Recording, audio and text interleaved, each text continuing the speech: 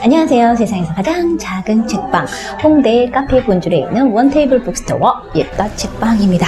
네, 오늘은 수요일이에요. 수요일 오전에는 여성 작가가 쓴 SF 소설 읽기 모임을 하고 있다고 그랬잖아요. 매주 열리고 있는데 오늘은 국내 여성 작가들이 쓴 SF 단편 모음집이라는 책을 봤어요. 온우주라는 출판사에서 나왔는데 한 10여 편, 10편, 10편의 국내 여성 작가가 쓴 SF 단편들이 들어있는 책이에요. 예전에 그 두 번째 시간이었는가 이 책 소개해드렸잖아요. 혁명하는 여자들. 이거 같은 경우에는 외국계, 지금은 꽤 이 분야에서는 꽤 널리 알려져 있는 SF 작가들의 이제 외국 작가들의 단편선을 이렇게 엮어놓은 책들인데 우리나라 언니들도 좀 읽어봤으면 좋겠다. 그래서 저거 읽었으니까 그거하고 이제 어떤 이렇게 쌍벽을 이룰 수 있는 그런 우리나라 안에 이제 작가들 중에 또 어떤 사람들이 있는지 단편들 좀 쭉 이제 한번 리스트업하면서 좀 읽어보면서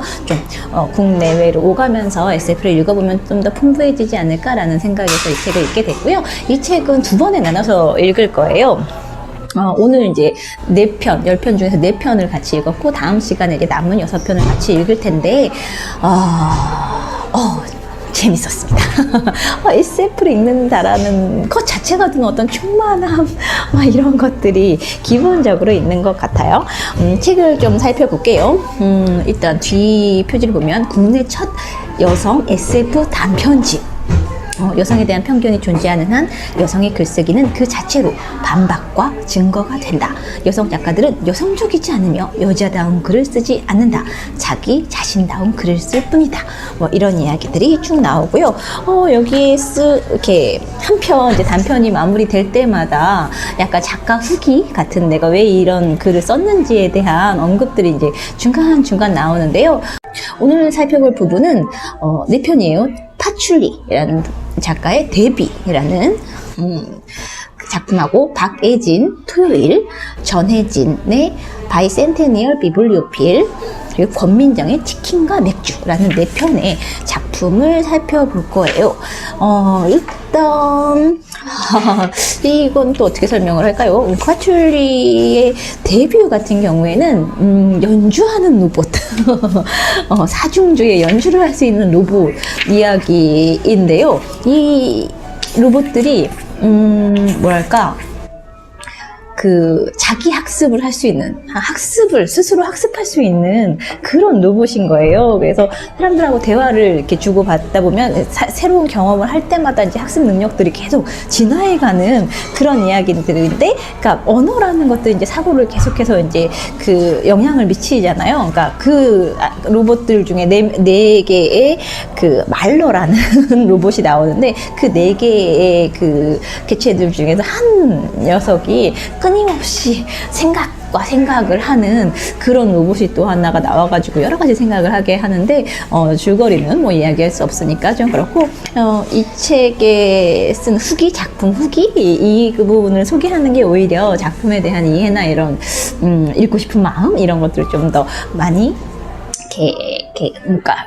시켜주지 않을까 싶어서 작품 후기를 읽어드릴게요. 데뷔는 로봇에 대한 소설입니다. 안드로이드라고 쓰면 왠지 치약 광고 모델처럼 산뜻하고 반질반질한 존재 같습니다. 하지만 로봇은 팔꿈치 부품 하나만 느슨해져도 수리를 요청할 것입니다. 뜻대로 안 되면 편두통을 앓을지도 모릅니다. 안드로이드가 실존과 가능성에 대해 고민할 때 로봇은 자신의 AS 비용이나 중고 거래가 혹은 자기 이후에 출시된 신제품의 가성비를 셈하며 고통받으리라 생각합니다. 그것이 로봇다움이라고요. 약간 막 아날로그와 디지털이 오가는 그런 시대에 우리가 아날로그에 대해서 생각하는 것처럼 이 파출리는 안드로이드와 로봇도 그런 어떤 차이들을 또 약간 갖고 있는 것 같아요. 영화나 소설 속에서 자유를 외치며 반항하는 그들을 보면 좀 낯설었습니다. 로봇은 좀 더 고지식할 것이라고 믿었기 때문입니다. 인공지능이 인간을 체스나 바둑으로 보기는 이기는 까닭은 오직 개발자가 원하기 때문이므로. 하지만 지금 다시 생각해보면 고분고분한 나머지 생산자의 의도를 해석하려고 애쓰는 지시야말로 인간스럽기 짝이 없습니다. 여기 태그 붙였어요. 아, 그렇지. 개발자가 어떤 의도를 가지고 나를 만들었지, 우리를 만들었지, 거기에 우리는 합당하게 움직여야 하지 않아? 라고 생각하는 것 자체가 너무 인간적이지 않아?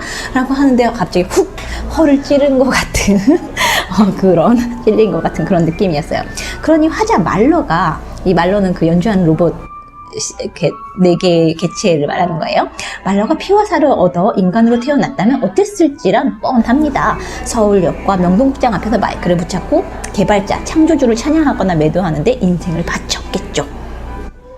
본문에 잘못된 클래식 지식이 있다면 말러가 받은 영상교육에 오류가 있었기 때문입니다.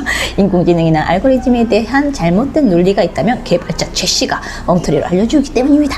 말러들의 사고에 차별적인 지점이 있다면 그 또한 최씨나 그들이 접촉한 인간의 탓입니다. 말러들은 정말 무고합니다. 본소설은 듀나의 단편소설 첼로의 영향을 받았습니다. 첼로를 읽은 경험이 없었다면 쓰이지 않았을지도 모릅니다.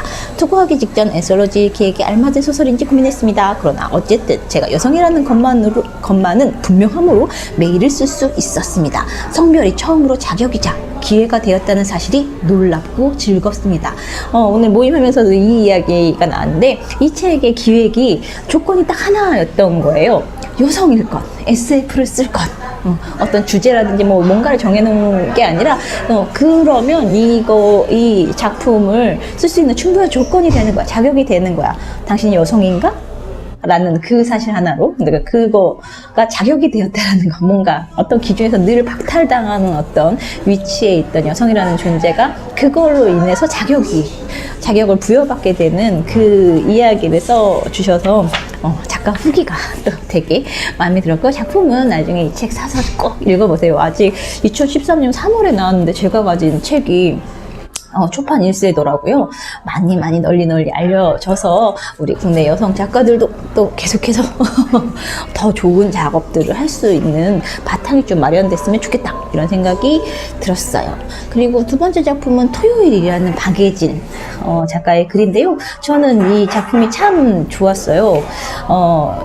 타임슬립, 타임 루프라고 하죠. 무한히 계속 똑같은 상황이 자고 일어나면 똑같은 일상이 또 되고, 또 자고 일어나면 또 같은 일들이 반복되는 그런 굉장히 어떻게 메멘토 모리 뭐 이런 영화나 이런 거에서 되게 많이 보아온 장면이기도 한데 반전이 있어요. 가슴 뭉클한 반전이 있는 그런 작품이더라고요. 그래서 저는 개인적으로는 이번에 읽었던 4편 가운데는 이 작품이 제일 마음에 들었는데요. 이 작품을 쓴 박예진 작가는 작가 후기에 뭐라고 썼냐면 이렇게 쓰셨네요.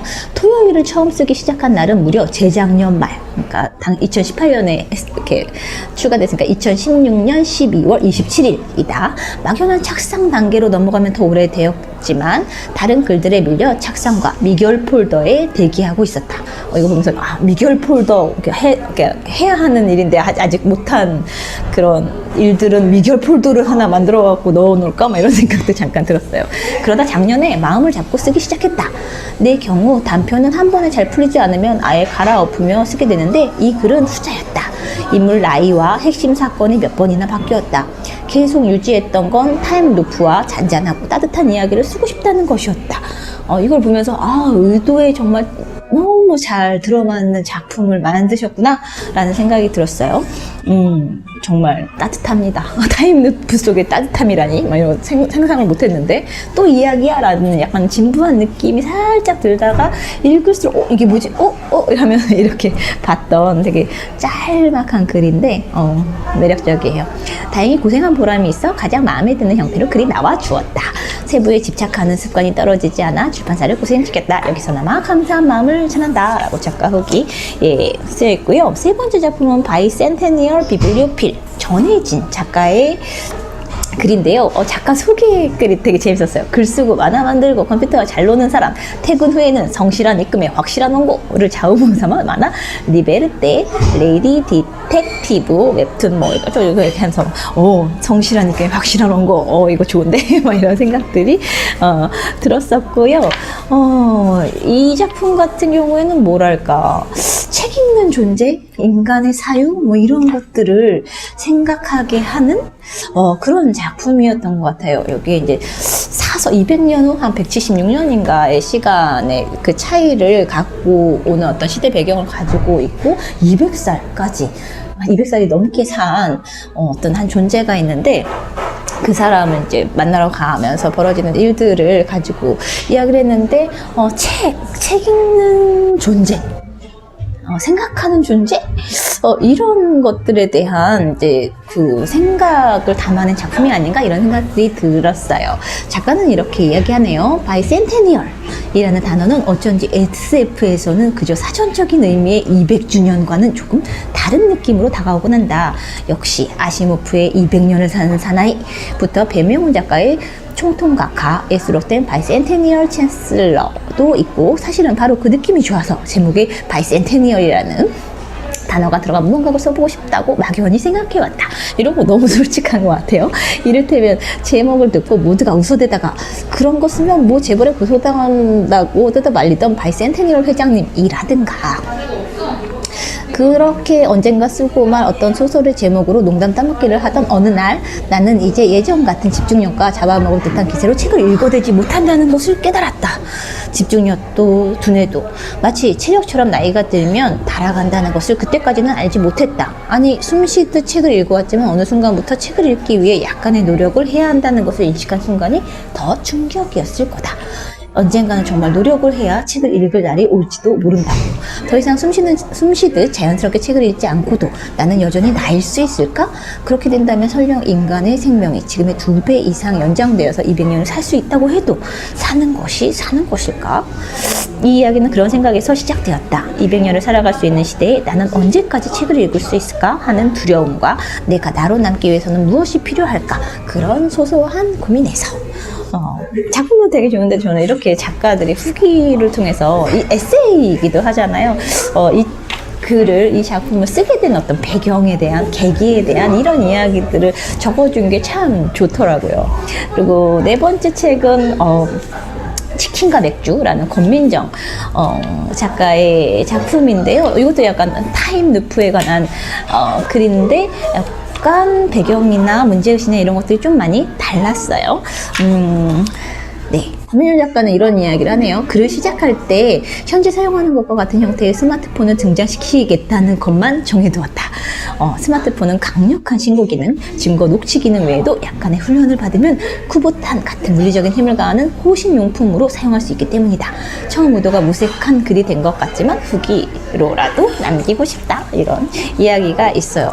이 네 작품을 보면서는 사실은 이전에 읽은 책이 또 옥타비아 버틀러의 킨이라는 작품이잖아요. 그 200년을 훌쩍 뛰어넘으면서 그 노예제도가 합법화되어 있던 사회에 대한 사회상에 대한 그런 고발이기도 하고 막 그런 사회 문제 의식이나 이런 것들이 굉장히 강렬하게 꽂혔던 그런 책을 읽다가 사실 우리 단편이기도 하고 이거는 단편집이기도 하고 이 하나하나의 요소들이 SF의 어떤 요소들을 갖고는 있지만 전혀 사회상 이라고 할까? 사회 문제의식 이런 것들이 잘 보이지가 않아서 이게 뭐지? 왜 그게 보이지 않지? 우리 작가들이어서 그런가? 단편이어서 그런가? 뭐 이런 여러 가지 생각을 하다가 깨달았어요. 이게 현재구나. 이게 원래 이제 격주로 수요일 오후에는 이제 하승우 선생님하고 같이 이제 사회과 강독회를 하잖아요. 거기에 이제 키워드 중에 하나가 신자유주의와 노동, 일의 미래라는 그런 요소를 가지고 이야기하는데 신자유주의의 그 가장 큰 특징 중에 하나가 고립, 개인화, 모든 것들을 낱낱이 쪼개놓고 연결 지점들을 다 파괴시켜서 집단으로서의 어떤 존재들이 아니라 그냥 한 개인으로서의 사물 같은 존재들로 만들어지는 그런 속성이 신자유주의의 하나의 큰 속성 중에 하나인데 그 속에서 정말 고립되어 가는 어떤 개인들 그걸 여실하게 딱 보여주고 있는 작가들의 현재가 작품에 그대로 반영된 게 아닌가라는 생각이 들면서 지금의 사회라는 것은 이런 사회구나, 단절된 사회구나, 누군가에게 어떤 연결된 어떤 관계나 이런 것들이 아니라 사회 문제 의식이라는 것도 거기서 계속 갇혀있는 느낌, 시간, 공간 이런 것들에 이제 갇혀있는 그런 상태가 기본적으로 이렇게 상정되어 있는데, 시공간에 제약들, 억눌림 이런 것도 아니에요. 그냥 갇혀 있어요. 시간이 타임 루프 같은 거 무한히 계속 반복되는 것들 속에 있는 거니까 그 시간 안에 갇혀 있는 것들이잖아요. 그 갇혀 있다라는 느낌 때문에 되게 답답하기도 하고 막 이랬었는데, 그게 현재 이 작가들이 보여주고 있는 현재의 21세기의 사회가 그냥 의도인지 아닌지는 잘 모르겠지만 고스란히 반영시키고 있는 그런 작품들이 아닐까라는 생각이 들어서 굉장히 현재 동시대의 작가들이 쓴 작품을 읽는다라는 건 참 이런 맛이 있구나, 이런 생각들이 들어서 점점 빠져들고 있어요. 뒤에 가면 이제 심안선 SF 칼럼니스트가 이 책을 엮고 각각의 의미들을 이제 부여해서 이야기한 것들이 있는데, SF를 읽는다라는 것이 어떤 의미인지 이런 것들을 너무 잘 설명해주고 있어요. 이 글을 다 읽어주고 싶다, 막 이런 생각들이 들었는데, 앞에 부분만 이제 뒤에 이제 작품에 대한 이제 이해를 돕는 상징, 이렇게 해설, 이런 것들을 빼고, 앞에 부분만 좀 읽어볼게요. 심안선 SF 칼럼니스트. 여성의 글쓰기는 두 가지 의미로 받아들여지곤 했다. 여성이 쓰는 글, 그리고 남성의 것보다 부족한 글. 데카르트는 이거 보면서 화났는데, 정말 말하면서 여성은 아이나 동물과 마찬가지로 이성이 없기에 진정한 인간의 요건을 결여한 존재라고 보았다. 철학자들이 이랬단 말이야? 막 이런 화가 났는데, 칸트 역시 여성은 교육될 수 없으므로 판단력을 획득할 수 없다고 썼다. 칸트도 그랬단 말이지. 여성은 남성의 보조자일 뿐이라고 여겨졌던 오랜 세월 동안 여성의 글은 여성이 썼다는 이유로 을의 사소한, 감상적인, 현실을 모르는, 지적 성취를 기대하기 어려운 글이라는 혐의를 받았다. 한국에서도 과거부터 오랫동안 여성의 글쓰기는 규범 문학이나 기생 문학으로, 심시풀이 모방이나 시시한 잔문으로, 문학사로 정리하여 교과서에 수록할 가치가 없는 것으로 취급되었다. 최근까지도 여성 작가에게 여류답지 않은 여성의 한계를 벗어나 등의 수식어를 칭찬으로 쓰는 관행이 남아있었다. 여성을 여류라며 일반 남성 작가들과 구별하는 말이 사라진 지도 얼마 되지 않았다. 여성 작가들이 작가로 평가받기 전에 먼저 여성이라는 장애물을 극복해야 했던 경우는 심심치 않게 찾아볼 수 있다. 최초의 SF 소설이라고 불리는 프랑켄슈타인을 썼을 때 메리 셸리는 이를 익명으로 투고했다. 1818년 프랑켄슈타인에는 그녀의 남편이 대신 쓴 선문이 들어가 있다. 나중에 그녀가 이름을 드러내자 프랑켄슈타인에는 어린 여성의 병적인 상상력에 불과한 소설이라는 꼬리표가 붙었고 그랬답니다. 1970년대에 들어서야 재평가가 이루어졌다. 뛰어난 취재 보도로 탐사 분야의 선구자가 된 여성 기자 넬리 브라이는 여자가 있을 곳은 집안이라는 내용의 기사에 여자를 집에만 묶어두는 것은 낭비라는 반박문을 보냈다가 편집부가 그녀를 남자라고 오해했던 덕분에 기자로 태용될 수 있었다. 쭈쭈쭈쭈 얘기하면서 그런 사례들을 쭉 이야기하고요. 이것도 마음에 들었어요. 저자의 성별을 가리면 남성의 글로 받아들여졌다는 것은 반대로 말하면 여성의 글 자체에는 아무런 표시가 없다는 의미다. 여성 작가들은 여성적이지 않으며 여자다운 글을 쓰지 않는다. 자기 자신다운 글을 쓸 뿐이다. 그녀들은 글 속에서 능란하게 자신을 시험하고 가장하고 장작하며 현실의 제약을 틀어버린다. 물론 여성이라는 자식을 뚜렷이 드러내며 여성의 문제의식을 치열하게 부각시킨 작가들이 있다. 특히 SF의 경우 불가능을 실현하고 시험한다는 장르의 특성 덕분에 젠더에 관해서도 다양하고 전폭적인 시도가 이어졌다. 페미니즘 SF 작가들은 이성이 세상을 점유하는, 젠더를 없애는 고정관념을 무력화시키는 실험을 하며 창작을 통해 주류적인 편견과 긴장관계를 형성했다. 어느 쪽이든 그녀들의 글쓰기는 기나긴 발레를 구축해온 과정이다. 여자는 좋은 글을 쓸 수 없다는 헛소리에 대한 발레 말이다. 여성에 대한 편견이 존재하는 한 여성의 글쓰기는 그 자체로 반박과 증거가 된다. 이러면서 이제 이 책이 엮이게 된 이제 배경에 대해서 이야기를 하는데, 온 우주는 이 출판사, 이 책을 펴는 출판사 말하는 거예요. 온 우주에서는 여성 작가의 SF 단편을 모집하며 주제나 내용에 상관없이 그저 작가가 여성일 것을 기준으로 삼았다. 주제별로 엮은 단편집에 비하면 그녀들의 글쓰기는 한국어로 묶어두기에는 들쭉날쭉하지만 그렇게 오히려 동시대 한국 여성 작가의 SF를 광범위하게 포괄한다고 볼 수 있다. 그리고 이 글들은 SF답게 지금 여기라는 울타리를 벗어나 다른 시대, 다른 세상으로 미끄러져 나간다는 공통점을 지닌다. 여기서는 각 단편을 내용에 따라 언어, 죽음, 해방이라는 세 가지로 묶어서 살펴보자 한다 하면서 이제 각 작품에 대한 드러난 것들에 대한 해설과 의미들을 이야기를 하고 있는 책이에요. 네, 궁금하지 않습니까? 네. 우리 작가들 힘내라고 SF에 대해서 관심 있는 분들 한번 꼭 사서 보셨으면 좋겠어요. 안녕. 다음에 2편 나머지 6편 다 마저 읽고 2편 보내드릴게요.